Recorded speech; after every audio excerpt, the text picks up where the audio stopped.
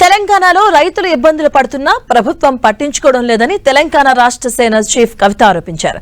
రైతులు పండించిన ధాన్యాన్ని వెంటనే కొనుగోలు చేయాలని ఆమె డిమాండ్ చేశారు.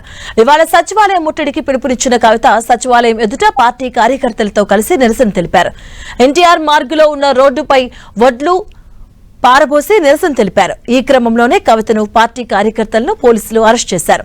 ఫలక్నామా పోలీస్ స్టేషన్ కు తరలించారు. అనంతరం విడుదల చేశారు.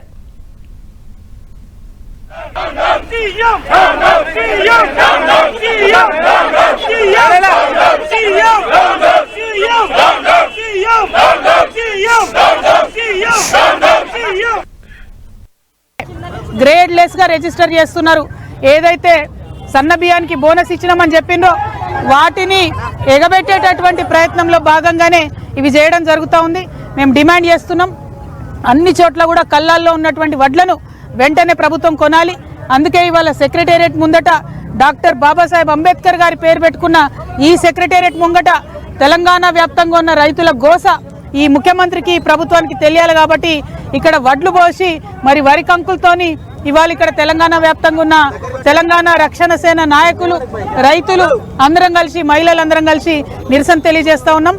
ప్రభుత్వం తక్షణమే వడ్లు కొనాలి, పొద్దుతిరుగుడు పువ్వు కొనాలి, జొన్న కొనాలి, రైతులకు న్యాయం చేయాలి.